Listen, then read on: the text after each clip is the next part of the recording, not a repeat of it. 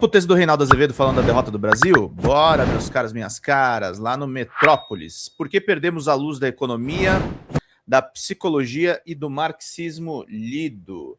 Galera patética antifeminista, exatamente. A economia e a psicologia explicam as nações, Marx e Freud, eis as duas nêmesis da extrema-direita. O terceiro é Darwin, mas nem precisamos dele.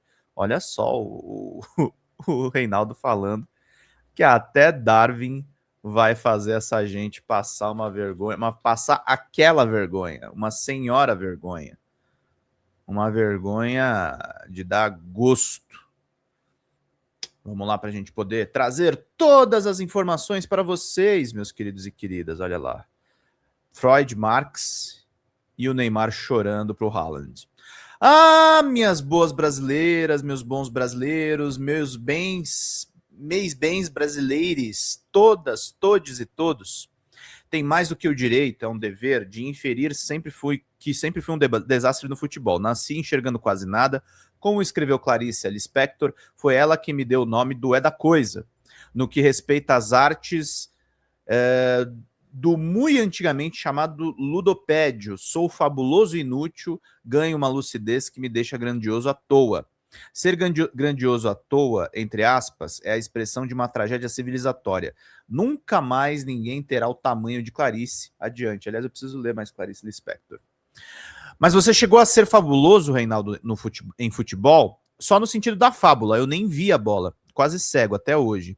Mais me oriento do que vejo, mas nada do que me impeça de enxergar, sempre com textos colados à cara. Insista-se, é importante enxergar, o importante é enxergar, e eu me fiz com o filtro da política. Antes que eu tivesse descoberto Aristóteles, talvez ele tenha me descoberto a mim e a outros tantos que vêm política, até na viúva que toma um chicabom lúbrico no portão, logo depois de ter enterrado o marido. Em muitas áreas, estamos sim condenados à mediocridade, enquanto nossos heróis forem consumíveis como sabonete, como detergente, como creme de barbear.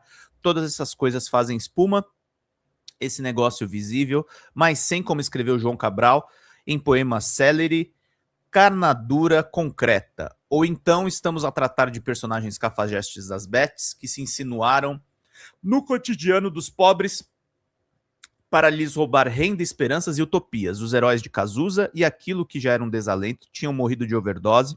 Os de agora chafurdam em milhões que não lhes fariam falta, mas que levariam multidões de pobres à pobreza. Olhem a palavra de novo, ainda mais fabulosa. Modelito influente.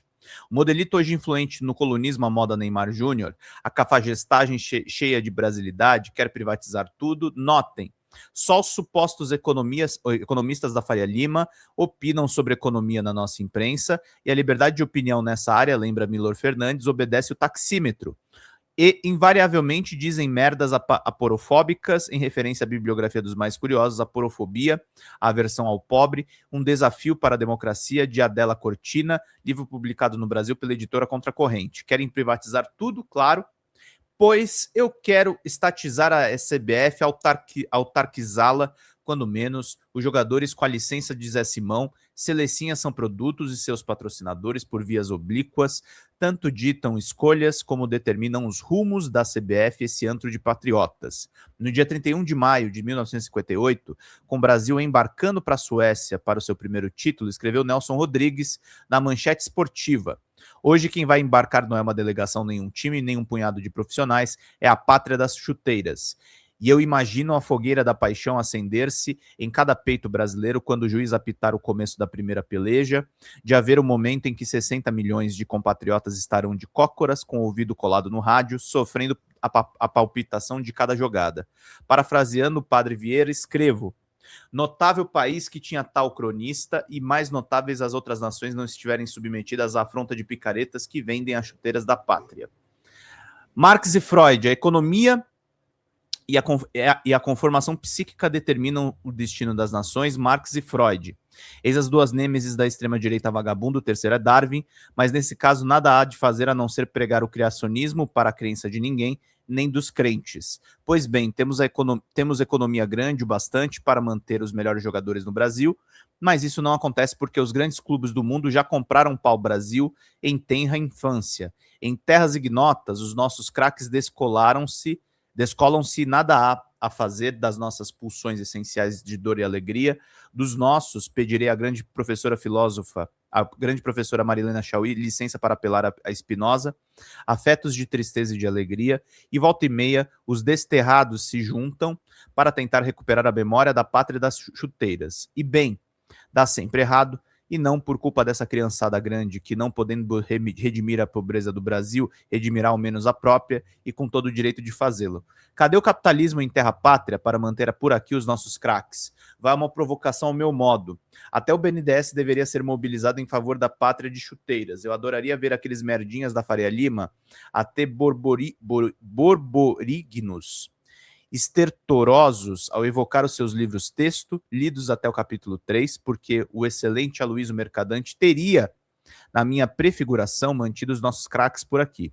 E por óbvio, refiro-me aos textos de economia que influenciaram a direita, nota à margem de Marx, por exemplo, a leitura desses bambas é tão boa como a de Paulo Figueiredo, vale dizer merda nenhuma.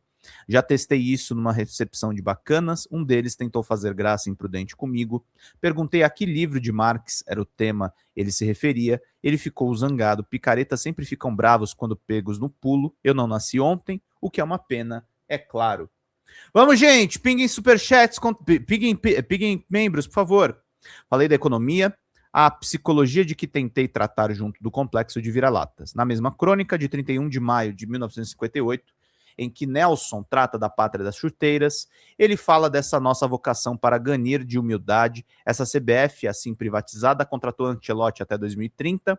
Quem está disposto a cheirar o traseiro daquele a quem quer se subordinar não costuma exigir que no campo nos mantenha, no mínimo, no status em que estamos, na negociação dado modo como se fez. Quem paga já concede antes mesmo de qualquer exigência. Quem já se considera de saída, abaixo do cocô do cavalo do bandido, não tem condições nem de assistir Era Uma Vez no Oeste. Ancelotti, Endrick e Neymar. Volto-me para detalhes do jogo desse domingo. Noto, Ancelotti pôs Endrick em campo e parecia que a selecinha iria renascer, e aí o Mister resolveu substituir Martinelli por um tal de Neymar Júnior. A crônica esportiva, cliente moral quando menos, de Neymar, vai se negar a reconhecer que o incompetente mais saliente da história da seleção exerce liderança negativa que mesmeriza seus colegas. Parecia um poema de Leminski. Eles têm carro, eles têm grana, têm casa e a grama é bacana. Endrick sumiu e Neymar ditou o ritmo da derrocada, inclusive para arrumar confusão inútil em campo. O gol que fez, por óbvio, não foi culpa dele. Tratou-se apenas de mais uma evidência do desastre. Por que o Brasil perdeu? Porque jogou mal. E jogou mal por quê? Porque há uma virtude na pátria das chuteiras, foi sequestrado por pistoleiros, nossos supostos capitalistas sabem se organizar para lutar contra o fim da jornada 6x1, mas não para manter por aqui os talentos do futebol. E alguns daqueles que respondem pela pátria das chuteiras começam por vender as ditas cujas, mas também passariam nos cobres a pátria descalça antes que o galo cantasse 3 vezes e sem direito à remissão no final. Ademais, quando se trata de passar um traço na conta para saber quais foram as opções que fizemos, nota-se de saída um pacto com o fracasso na certeza da vindoura redenção, e tal redenção pode, por um tempo, ser posta nos pés de um sujeito acusado de craque, cuja fortuna crítica se fez mais fora do campo do que dentro dele. Parte do jornalismo esportivo, no entanto, tão independente quanto econômico, insiste em chamar um homem adulto de 34 anos de menino Ney. Ah, menina é a PQP, Rambo parou de escrever aos 17, não há nenhuma razão para que eu seja menos rigoroso com futebol do que sou com poesia. Pelé é o rei dos cafajestes. Posso voltar a Nelson Rodrigues? No dia 8 de março de 1958, na mesma manchete esportiva, ele chamou pela primeira vez o menino Pelé de 17 anos de rei. Pelé leva sobre os outros jogadores uma vantagem considerável, a de se sentir rei da cabeça aos pés. Quando ele apanha a bola e dribla com o adversário, é como quem enxota com uma elegância fidalga um plebeu importuno. O que nós chamamos de realeza é, acima de tudo, um estado de alma, e Pelé leva sobre os demais jogadores uma vantagem considerável, a de se sentir rei da cabeça aos pés. Santo Deus! Ancelotti, com contrato até 2030, pôs Neymar em campo e conseguiu fazer com que Endrick, um atacante um pouco acima da mediocridade, passasse a ser subordinado a uma fraude publicitária que mesmeriza seus subordinados morais. Neymar entrou e Endrick sumiu. Sobre gênios e idiotas, em entrevista à Folha, a Mônica Bergamo, Ancelotti afirmou que sua modéstia é cheia de empáfia. É 100% certo que não sou um gênio, mas é 100% certo que não sou um tonto. Ele não vai se zangar se eu apelar à Bíblia, a saber, Mateus 7:15-20, Lucas 6:43-45 e Mateus 12:33. Conheço uma árvore pelos frutos e sim tenho certeza de que ele não é um gênio, mas alimento razões suficientes para duvidar de que ele não seja um idiota. Sobre os brasileiros que respondem pelo desastre, afirmo, nesse caso não há dúvida nenhuma. Para encerrar mesmo, o jornalismo que cobre economia, com raras exceções, paga pau para Faria Lima sem nem mesmo ser remunerado por isso. Trata-se de um notável exemplo de sujeição voluntária. Como é que é aí no chat? Deixa eu ver aqui. Então, Pátria de Chuteiras. Pedro leu errado o texto inteiro. Pátria de Chuteiras, não foi isso que eu falei? Jornalista Neide Dantas. Pátria de Chuteiras. Eu falei das chuteiras? Então, desculpe, mas é de chuteiras. Pátria do futebol. Faltam 2 membros, gente. Vamos lá para a gente poder seguir. Falando de hipocrisia, treinadores que ficam criticando o Ancelotti são os mesmos que lá atrás falaram que não precisavam aprender nada porque somos penta, sendo responsáveis pela decadência. Pois é. Pois é. Pátria de chuteiras. Pronto, querida. Vamos lá. Quando é que a cobertura esportiva nativa vai parar Ancelotti de mister? Cara, isso me incomoda muito. Aliás, Ancelotti, né, pô? Vamos brasileirar a expressão, né? Ancelotti, de mister. Eu falei das chuteiras? Então desculpa, jornalista. Beijos, querida. Seja bem-vinda e manda membro pra nós. Emerson, bom dia, Pedro. Edu Moreira desossou o escândalo do cartão vermelho retirado. Casa Branca fez um dossiê contra o árbitro brasileiro para pressionar a FIFA. E o combate à corrupção do futebol, pergunta irônica. Isso aí foi incorporado, né? Um abraço pro Edu. Vamos, gente, vamos fechar esses membros. Falta só 2 membros, gente. Precisamos do apoio de vocês pra gente fazer bem aqui o nosso trampo. Isso não existe por aqui, é coisa lá da Europa que carrega a carga inequivocamente colonizada, com todas as vênias. Quem não está preparado para empregar um pronome de tratamento ou correspondente, senhor, né, ao invés de mister, sobre 2 pernas, não conseguirá nem elaborar uma pergunta que não seja sobre 4 patas. De Etienne de la Boétie a Derrida, passando pelo meu tio Dé, de 2 córregos, topo este debate. E não existe instância intermediária entre a autonomia e a sabugice. Puta texto do Reinaldo, hein? Resgatando... Quem resgatava muito o Nelson Rodrigues, o Kiko ainda faz isso, mas o irmão dele, o Paulo, lá no DCM. E é isso. Obrigado, jornalista. Achei que você não gostava de mim, não. Achei você meio brabo, meio baba. Tá, querida? Mas é Pátria de Chuteiras. Eu falei das chuteiras, falei errado. Sandra, Pedro, leiturinha ruizinha de um belo texto do Reinaldo Azevedo. Tá bom, Sandra, você faz melhor? Abre uma câmera e faz. Gente, eu não tô dizendo que eu sou especial, tá? Eu leio coisas erradas, mas eu leio o dia inteiro, aliás, né? É meio impossível você não ler coisas erradas, né? Agora, tá ruim? Faz melhor. Eu tô fazendo essa leitura para 632 pessoas. Você consegue? Vocês conseguem, gente, fazer isso? Nem eu achei que eu ia conseguir. E já fiz muita leitura aqui no canal para 12 pessoas, para 10 pessoas. Mas a gente vai lendo e vai melhorando, né, gente? E a gente sempre pode melhorar. Sempre pode melhorar. Vocês acham que não tem mudança?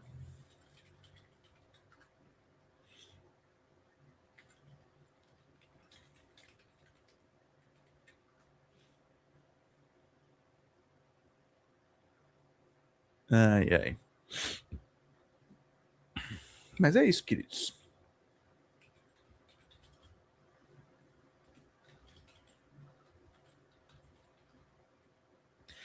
Tô vendo um negócio bonito que apareceu aqui. Você é especial e ótimo jornalista. Obrigado, Sulamita. Obrigado, minha querida. É isso aí. Fala galera da Folha TV, não se esquece de se inscrever aqui no nosso canal para assistir programas como Folha Notícias Manhã, Folha Notícias Noite, o nosso Folha Entrevista e o nosso Barzinho das Meninas. Muitas coisas bacanas a gente acompanha por aqui e a gente precisa muito, muito do apoio de vocês para nosso trabalho jornalístico, investigativo, de curadoria de conteúdo, com vocês ajudando no nosso Pix, folhademocrata@gmail.com, ou mandando superchats, valeu demais, e os recursos financeiros, tornando-se membro do nosso canal, no nosso curso de jornalismo básico, para você ficar muito bem informado a respeito de tudo. Queridos e queridas, muito obrigado pela presença de todos vocês. Vida longa e próspera. Cuidem-se, cuidem dos seus, e não esquece de se inscrever aqui na Folha TV. Até mais!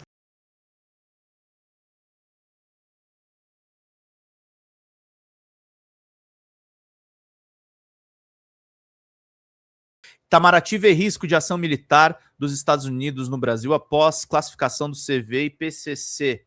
Vamos ver juntos aqui essa notícia importantíssima. O chanceler Mauro Vieira assinou uma resposta do Itamaraty à Câmara dos Deputados, em que o governo brasileiro admite risco dos Estados Unidos usarem força militar no Brasil após classificarem o Comando Vermelho e o PCC como organizações terroristas. No documento, Vieira afirma que a medida americana pode abrir caminho para ações fora do território dos Estados Unidos contra instituições brasileiras. A referida classificação unilateral poderia ser invocada como justificativa para ações extraterritoriais sobre instituições brasileiras, em particular no âmbito financeiro, migratório e penal. Há, ademais, o risco do uso da força militar dos Estados Unidos contra território nacional, diz o chanceler. O ministro das Relações Exteriores também registra que o governo dos Estados Unidos não comunicou formalmente o Brasil sobre a decisão. Para o Itamaraty, a classificação das facções como organizações terroristas constitui um ato unilateral de Washington. Vieira afirma que esse tipo de designação não exige manifestação formal do governo brasileiro, justamente por decorrer de um procedimento interno dos Estados Unidos. Ainda assim, o chanceler diz que o Brasil tem manifestado oposição à medida. Impactos econômicos e riscos à soberania. Na resposta enviada à Câmara, o Itamaraty aponta que a classificação pode ter impactos relevantes, tanto no plano econômico como no da soberania nacional. O documento relaciona esses efeitos a possíveis medidas administrativas e judiciais aplicadas por autoridades americanas. Vieira afirma que essas medidas podem atingir pessoas, empresas ou organizações brasileiras, inclusive sem vínculos diretos com os Estados Unidos. O chanceler menciona ainda a possibilidade de consequências para casos em que a ligação com os grupos designados seja direta ou meramente involuntária. O Itamaraty também vê risco na amplitude da legislação de contra-terrorismo dos Estados Unidos. Segundo Vieira, a aplicação dessas normas pode ocorrer com amplo grau de discricionariedade, com possíveis implicações para cidadãos brasileiros nos planos financeiro, migratório e penal. Ao tratar da posição brasileira, o chanceler escreveu: processo estadunidense de designação de facções criminosas como organizações terroristas é um ato unilateral que, portanto, não requer manifestação formal do governo brasileiro. Ainda assim, o governo brasileiro tem externado sua oposição à medida, meus caros e minhas caras. Obrigado, Maria. Bom dia. Tem dois tipos de pessoas: a que trabalha e a que critica. Não, Maria, vamos ser sinceros, eu também faço críticas, tá? Eu também faço críticas. E aceito críticas. Por exemplo, vou falar uma coisa para vocês. Apesar de ter sido mais dura, a nossa amiga aqui em cima, ó, deixa eu voltar aqui um pouquinho os comentários. A nossa amiga aqui, a jornalista Neide Dantas, ela me alertou, porque eu estava falando pátria das chuteiras. E é de chuteiras. Esse é o termo do Nelson Rodrigues. Eu aceito críticas, eu não tenho problema nenhum com elas. Mas eu sei que eu não nasci ontem, que tem gente maldosa na internet. Que tem gente querendo me ferrar na internet, isso tem. Basta você aparecer mais no YouTube que tem gente que quer te derrubar. Isso é normal. Tá? Eu só não sou bobo. Eu tenho cara de bobo, mas eu não sou bobo. Então é sempre importante ter isso. Gente, obrigado pela generosidade, viu? Todo mundo hoje colaborou. Começo de mês, né, também. Fica mais fácil pra galera. Ó, site da Folha TV, eu não vou ler essa notícia na íntegra, mas vou trazer uma informação importante que saiu ontem. China cria mecanismos para financiar na África, cria mecanismos financeiros na África para não depender de dólar.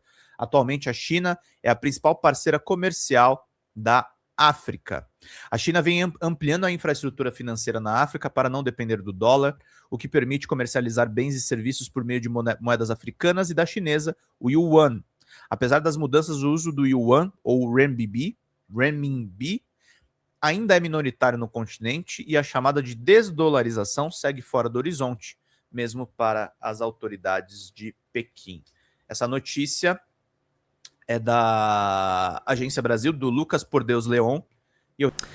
Fala, galera da Folha TV, não se esquece de se inscrever aqui no nosso canal para assistir programas como Folha Notícias Manhã, Folha Notícias Noite, o nosso Folha Entrevista e o nosso Barzinho das Meninas. Muitas coisas bacanas a gente acompanha por aqui e a gente precisa muito, muito do apoio de vocês para nosso trabalho jornalístico, investigativo, de curadoria de conteúdo, com vocês ajudando no nosso Pix, folhademocrata@gmail.com, ou mandando superchats, valeu demais, e os recursos financeiros, tornando-se membro do nosso canal, no nosso curso de jornalismo básico, para você ficar muito bem informado a respeito de tudo. Queridos e queridas, muito obrigado pela presença de todos vocês. Vida longa e próspera. Cuidem-se, cuidem dos seus e não esquece de se inscrever aqui na Folha TV. Até mais!